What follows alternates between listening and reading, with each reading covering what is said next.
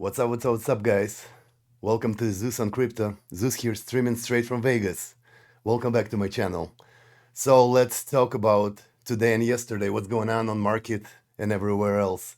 We're gonna talk today about Bitcoin, Ethereum, and just overall market. So let's go dive in. So here's the Bitcoin chart. Market's pretty much being stagnant, a little bit pumping. Bitcoin still stay the same. Apparently, it's 116,000. Nothing much change for the last couple days. Very little up and down, but we're still good. We're still good, I think. To me, something boiling, and we're preparing maybe for something good come up late. I mean, come up later. So we'll see what's going on. So here's the some stuff from Bitcoin archive that Bitcoin just 5% away from all new all-time high.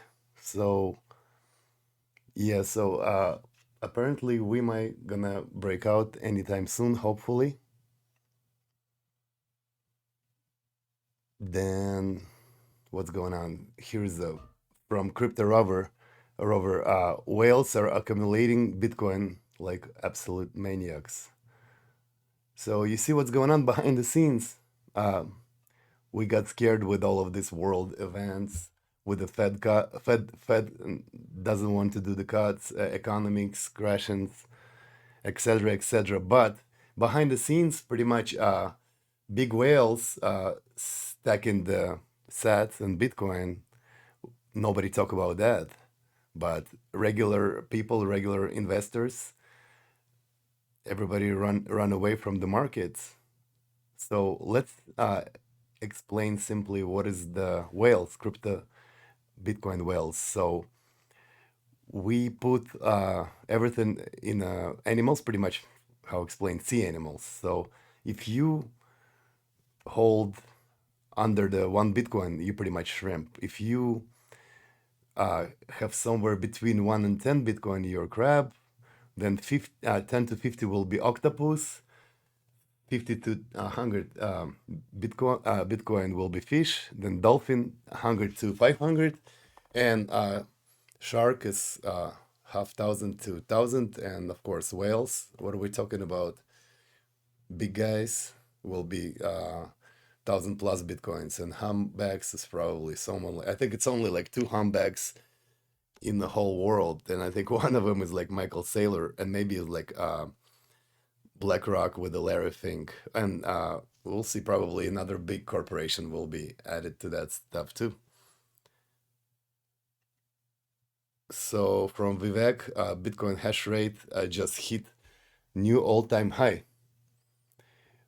So what is a hash rate? It's pretty much how much is computer power is working to find the new block. Hash rate, it's pretty much making new network is stronger and more secure. What does that mean? If we see new hash rate, pretty much is that mean eventually price is gonna go follow up? If we see Bitcoin hash rate going up, most likely Bitcoin gonna go up too. We can judge that by markets for the last couple bull runs and bear also. If it's dropping down, it's getting cheaper, and if it went up, going up, hash rate is getting more expensive. So Bitcoin has to be more expensive too. Pretty much simple math. And here's also from Bitcoin Archive explaining what you should not do. That's the from the guy. I don't know who's the guy, but that's the history. I wish I had kept my 1,700 bitcoins at 6 cents instead of selling them at 30 cents. Now they're $8. So it was on the 16th of May. That's some crazy stuff. I wonder, is this guy still alive? And he's regretting probably, right? Yeah, that's the reality of the Bitcoin. So news from Harvard, also back in the day, from March 5th, 2018, decade a decade from now, Bitcoin is more likely to be $100 than 100,000. That's the Harvard economist says. And guess what? What happened yesterday from Crypto Zera, from Crypto Us? It's from George. Breaking news: Harvard buys 120 million worth of BlackRock spot ETF, which is pretty much Bitcoin. So here we go. That's the reality that they talk back in the day. What is that? 7 years ago, they saying it's gonna go to $100, and guess what? They buy 120 mils of Bitcoin yesterday, and now apparently they holding more Bitcoin ETF than gold for the first time in the history of Harvard. Yep. And we talk about BlackRock ETF. So here's the Larry thing, and that's his take on the Bitcoin long term. Look, I'm very bullish on the long-term viability of Bitcoin. I was going to say, did that surprise you? That surprised me how much that's Really? gone up. I mean, look, it is. We're creating now a market that has more liquidity, more transparency, and I'm pleasantly surprised, and I would never have predicted it before we filed it, that we were going to see this type of retail demand. So you thought you'd do good, but not this good. I thought, yes. Yes, Well, definitely. IBIT is your ETF Yes. over at iShares. Yes. It's about to overtake Grayscale, which was in the business certainly a lot longer. You look at the gains since January 11th when it first came about. Yes. Have you ever seen this much inflow this quickly into IBIT is the fastest growing ETF in the history of ETFs. So yeah, they're here. Larry Fink, CEO of the BlackRock, big boys. Everybody think that's the main people behind the curtains of the whole government, and they're the one who rule in the government and tell them what to do. So I'm sure they not for us over here, for the regular people, but like how they say on the saying that don't listen to what they do, watch don't listen what they do, but watch what they do, if I'm not mistaken. So we need to follow big guys like that and purchase the crypto and Bitcoin for our own future, because these guys ain't stupid, and they're from Wall Street, and a couple years back they hate all crypto and Bitcoin, and now they're making biggest money in the world, more than ever before. So we need to follow those guys, even they not here to protect us or give us any advice, but we need to watch them. And here's I like, it's always good news. Not that I'm pro Trump or against Trump, but what I really like about it, that he's pretty much every day on media talking about crypto and pumping the crypto. I think that's really cool for us. Pledged that we would bring back American liberty and leadership and make the United States the crypto capital of the world, and that's what we've done. And under the Trump administration, this is only going further. You're going to do really well. I mean, I'm so proud of what you've done in the last couple of years, and very pledged that we would bring back. Yeah, so people behind him, it's very smart people, younger generation people, millennials and a little bit older, they all finance people, and they all I'm sure pro crypto. And Trump, like we know from before, he's very anti crypto, but apparently his circle explain him what is crypto and how to do. And Trump's family apparently had problems with the banks a couple years back. They don't want to keep any money and other assets on the in the bank. So apparently their family and everything, all of them jump on crypto. So what is that explaining? That crypto, it's very independent. It's your own stuff. You can do whatever you want, but banks cannot take it away from you. So here's your choice. What would you like to do?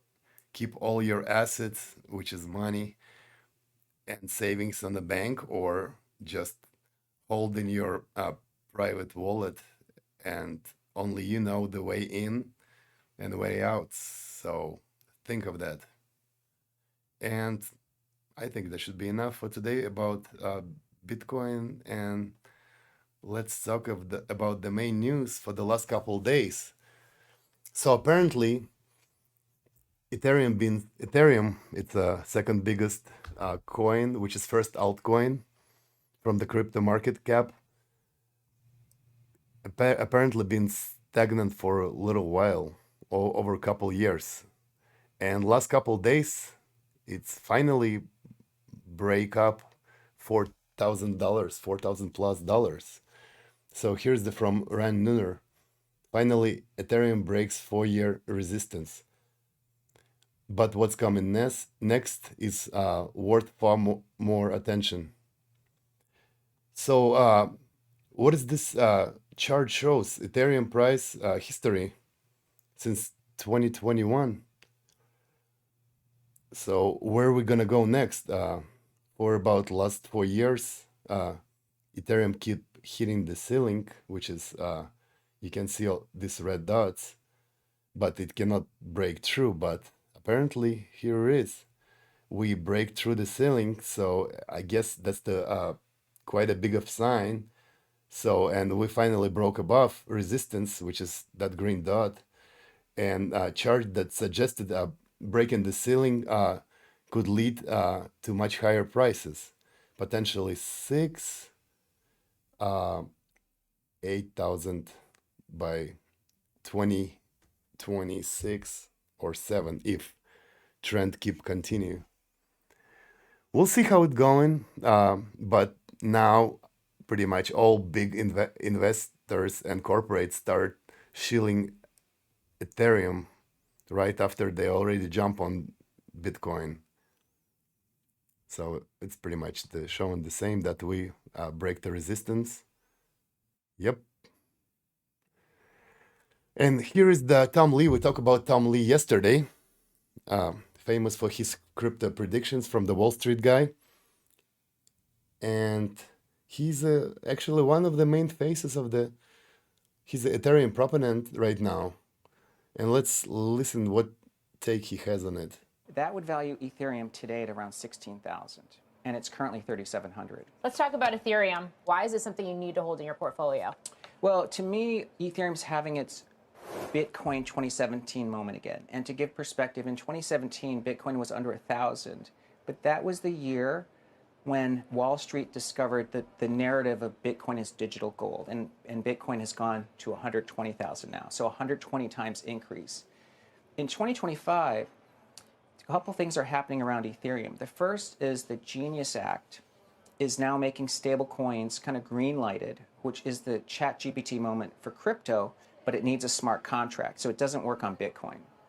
The second is the SEC is pushing forward with Project Crypto, which is actually asking Wall Street to move the entire financial system onto the blockchain. Ethereum is the preferred choice for Wall Street because it's had zero downtime since inception, matching what the banks want, 100% uptime. It's also the most legally compliant and secure blockchain because it's recognized in the US and it's the second largest blockchain. And the third is almost all of it is taking place on Ethereum. JP Morgan's building their stablecoin on Ethereum. Robinhood is tokenizing on Ethereum. You know, the custody banks are doing it on Ethereum. So it's really where Wall Street meets, but that's also where AI is meeting crypto because, as you know, as we tokenize and move towards robots, you need a token economy to control them, which is taking place on Ethereum. And which is why you're now the chair of BitMine, which is looking to build out this treasury of Ethereum, not so differently than we've seen Michael Saylor do with Bitcoin at Strategy. Yes, that's right. So I think that MicroStrategy has written the playbook for what a Bitcoin treasury is, and now he's so big he has a sovereign put, right? He has 600,000 Bitcoin. Any nation that wants to get 1,000,000 Bitcoin probably thinks it's cheaper to buy MicroStrategy. Almost a million The tokens. That's Ethereum crazy. treasury model, which is we're trying to be the MicroStrategy of Ethereum, works similarly, but we're at the earliest stages because if this is the 2017 moment for Ethereum at 3,700, it could make a move to 30,000 or more. On top of that, Ethereum pays you for providing network security by staking. That's a 3% yield. So BitMine owns over $3 billion worth of Ethereum. When we start staking and it's legally compliant, all within the US, that's more than $100 million of revenue. I'm sorry, of net income. So it's a profitable treasury company. And we've been able to grow our holdings of Ethereum from roughly $4 per share in 30 days ago to over $25 today. So it's adding about 80 cents to a dollar worth of ETH every day. So if BitMine is taking a similar approach to Ethereum, where do you see prices for Ether going? Well, I looked at some research from Sean Farrell, who's our head of digital asset strategy, and he put out a presentation about Ethereum today. So he thinks the ratio of Ethereum to Bitcoin could go back to its 2021 highs, which is about 0.14. That would value Ethereum today at around 16,000, and it's currently 3,700. So he's just saying Bitcoin ratio versus ETH, let's get back to where it was 5 years ago, which makes sense because it's a better story today than it was in 2021, and that gets you, close to 16,000. Yeah, so pretty much he's the jump on the ETH train and pumping the Ethereum, and of course he's a CEO. And I don't know, he talked about $30,000 of Ethereum, and I don't believe it's gonna happen. And he said that Ethereum is a main layer one that trustable, and it did never had downtime. But to me, I don't think Ethereum will be good. I think for Solana will be way better because it's way faster. Yes, many people don't like Solana because it's memes there, but from personal experience, it's the fastest chain and it's the busiest chain and cheapest chain. I don't even think I know that Ethereum cannot handle that many transactions as much as Solana do. I think Ethereum have like, if I'm not mistaken, 13 transactions per second, and Solana have 40,000 transactions per second, and it's not the end. I think with a Solana upgrade, it's gonna be almost million transactions per second. But we'll talk on that later about Solana. But yeah, here's the take of the Tom Lee on Ethereum that he thinks is gonna be, and I guess in the bull case 30,000, but in the average case $16,000. So I doubt that. Maybe full blown market if we're gonna have Bitcoin 200 plus thousand, we might gonna have that. But I don't see Ethereum going anywhere than $8,000. But it's all speculations. Nobody know. We'll see the adoption. We'll see what's the news give us. But most likely, yeah, adoption and eventually we'll go further down the road, figure out. Yeah, and another whale just bought 153 million worth of Ethereum. Yeah, so everybody start pumping and stacking the Ethereum. And guess what? We don't went far away from the Larry Fink. So apparently BlackRock just bought over 250 million worth of Ethereum yesterday. So yeah, we jump on that. And what happens after Bitcoin just staying and not going up or down, just staying stagnant?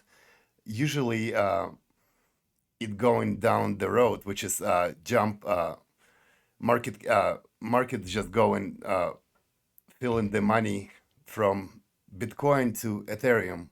And now as everybody start pumping Ethereum, and eventually we go lower and lower alts. So that's how usually bull run started. So we'll see. Hopefully we are on a bull run.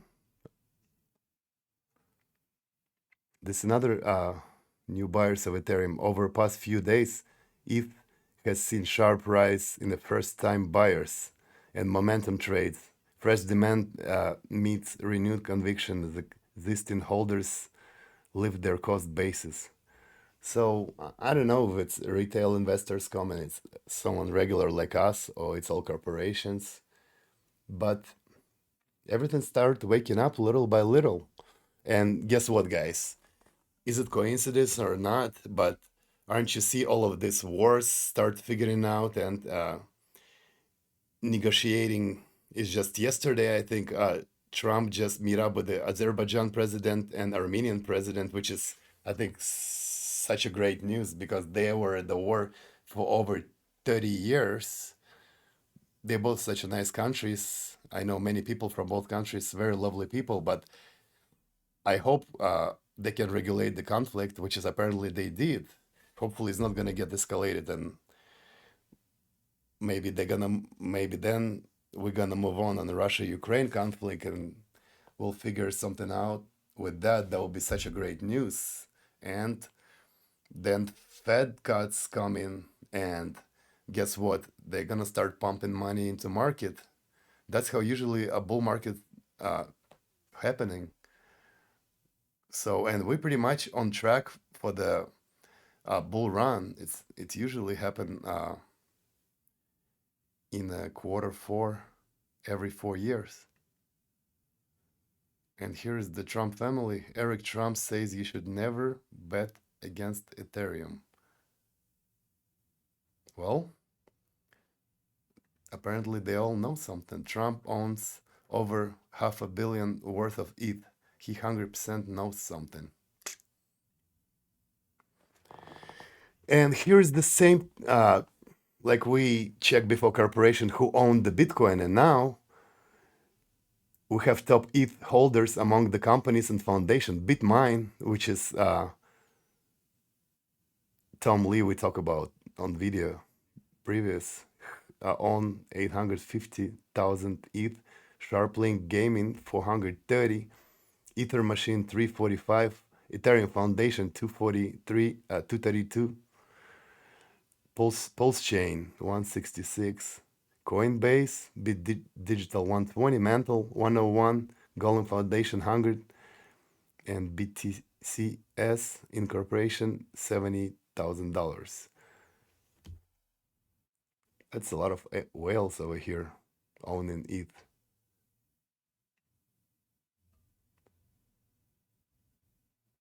Yep, that's the Ethereum price.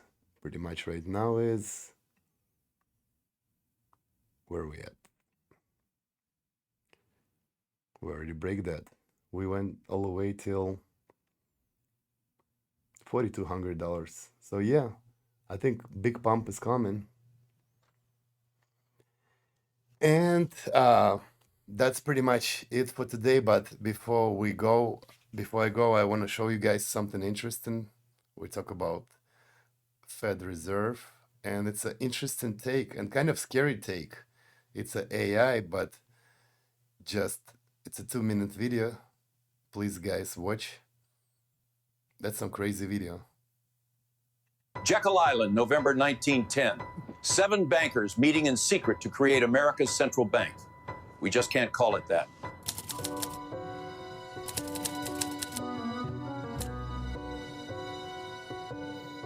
The 1907 panic nearly destroyed us. Banks failed, fortunes vanished. We want to control America's money supply.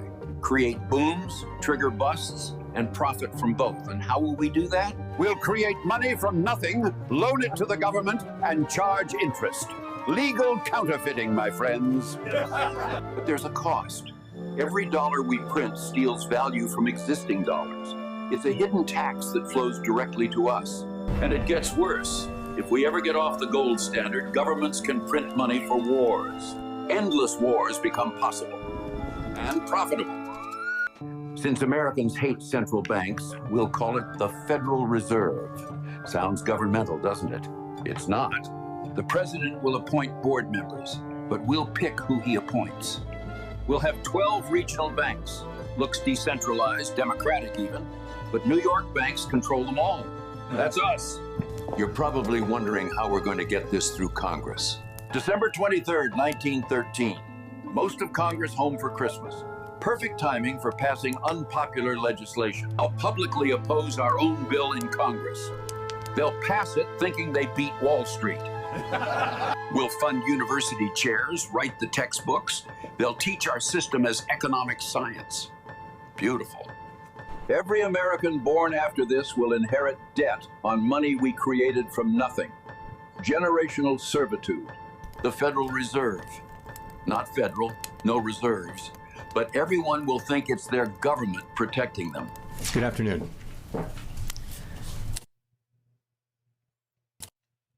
How you guys like that?